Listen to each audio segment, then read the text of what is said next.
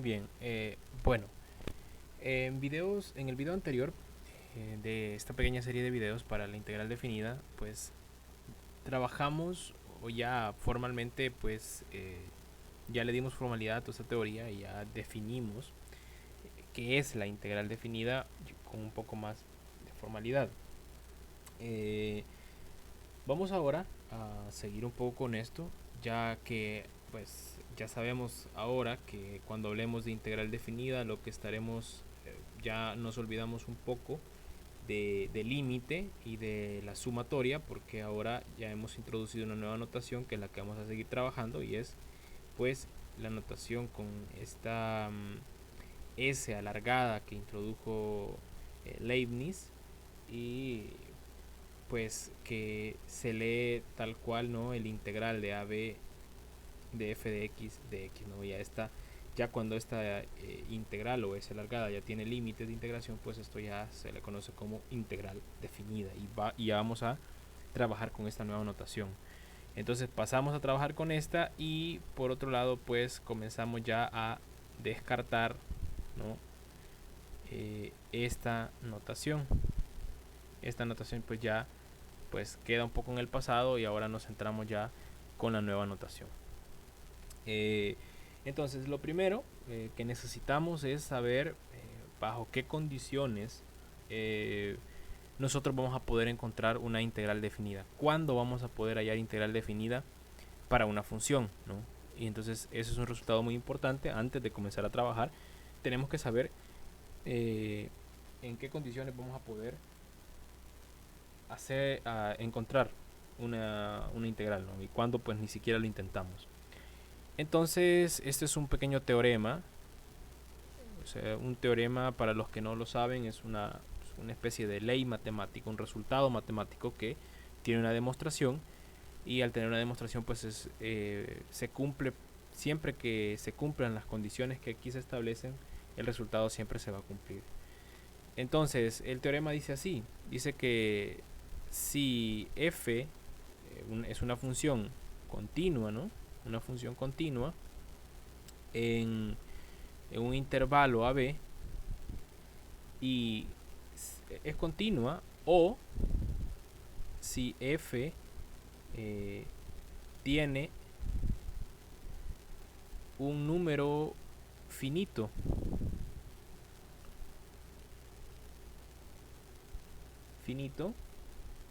de, de saltos. Ojo, voy a usar la palabra saltos. Esto realmente técnicamente sería de puntos de discontinuidad, pero voy a usar un lenguaje un poco más cotidiano. Entonces, o un número finito de saltos, ¿no? Y siempre que esto ocurra, entonces, ¿qué pasa? Nosotros vamos a decir lo siguiente. Entonces, f es integrable. Integrable en el intervalo a, b, y su integral definida, ¿no? De a a b de f de x existe. Eso es lo que vamos a decir. O sea que siempre que este teorema o las condiciones de este teorema se cumplan, es decir, cuando nosotros estemos trabajando con una función en cierto intervalo y nosotros podemos comprobar que esa función con la que trabajamos es continua en el intervalo o tiene un número finito de saltos, ¿no? Entonces nosotros vamos a decir la función es integrable y le puedo calcular su integral definida, y además existe, ¿no? Puedo hacerlo, es decir, puedo proceder con esta función. Pero si la función que nos están diciendo, vaya, calculen su integral definida, no satisface estas condiciones, automáticamente nosotros ya sabemos pues que no podemos. Entonces debemos de concluir que no es posible, porque la función no cumple A o B condición de este teorema. Para eso sirve este resultado, realmente eso es. Voy a explicar un poco a qué se refiere este resultado, ¿no? Para que luego todo vaya quedando un poco más claro. Vean, cuando habla, pues el teorema nos establece, o el resultado nos establece dos casos, ¿no? El caso número uno que establece ahí es que la función sea continua en el intervalo AB. Eso es lo primero que dice, que sea continua. Y luego nos dice un segundo caso. No es continua, pero tiene finitos saltos, ¿no? Voy a tratar de mostrar gráficamente a qué se refiere.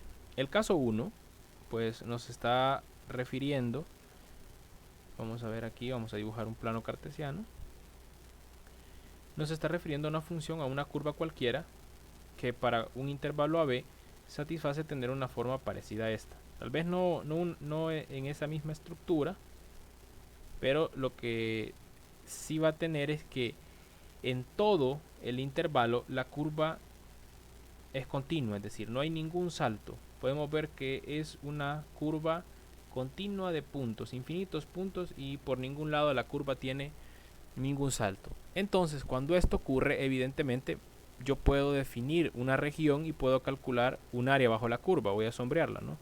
Yo puedo calcular, por ejemplo, esta área, ¿no? Que es el área bajo la curva en ese intervalo. Puedo hacerlo porque la función no tiene ningún salto, ¿ya? Pero vamos a ver el otro caso. Ahora habla de que debe de tener finitos saltos. Con finitos saltos se refiere a que esos pueden ser 1, 2, 3, 4. Imaginemos que un caso parecido, pero que tiene cuatro saltos, ¿no? Entonces viene la curva, tiene por acá, luego por acá, luego por acá.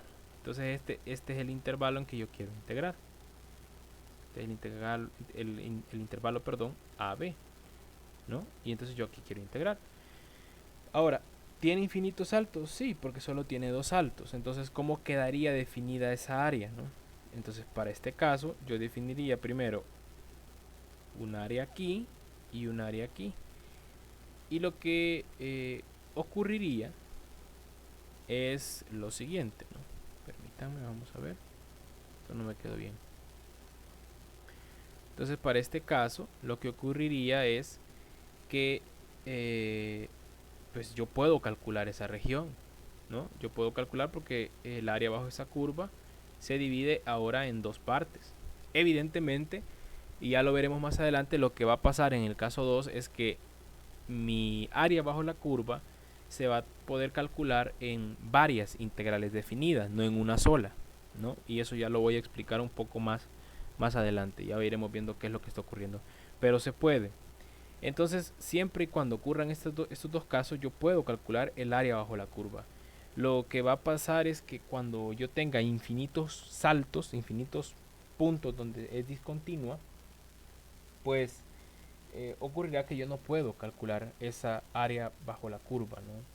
Y entonces, pues ahí en ese caso, yo lo que decimos es que, pues, eh, para ese caso, entonces no se puede calcular el, el- el integral. Alguien podría estar diciendo, bueno, un ejemplo para poder visualizar eso cuando tenemos infinitos puntos de discontinuidad, ¿no? Hay distintas curvas. Entonces, por ejemplo, podemos imaginar una función que para, para cierto intervalo, eh, esta solo me devuelve un punto, ¿no?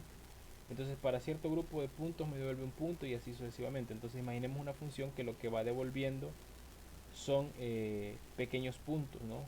Literalmente, puntos, ¿no? Y hay casos así. Por ejemplo, una función que hace esto. A esta función yo no le puedo calcular el área bajo la curva porque lo que tengo son puntos, nada más, puntos. Evidentemente yo no puedo hallar el área bajo esa curva. Y de igual manera, pues imaginemos una curva que comienza siendo continua en una pequeña parte, ¿no? Aquí está, pero luego comienza a tener un comportamiento de infinitos saltos, ¿no? Entonces comienza a tener pequeños trocitos, y yo no puedo contar ni siquiera cuántos saltos logra tener hasta llegar hasta el límite de ese intervalo, al intervalo b. Entonces, ¿qué pasa, no? Yo podría calcular un pedacito en esta parte, yo podría calcular una pequeña integral, pero yo no puedo hallar todo el área bajo la curva en todo el intervalo, ¿no?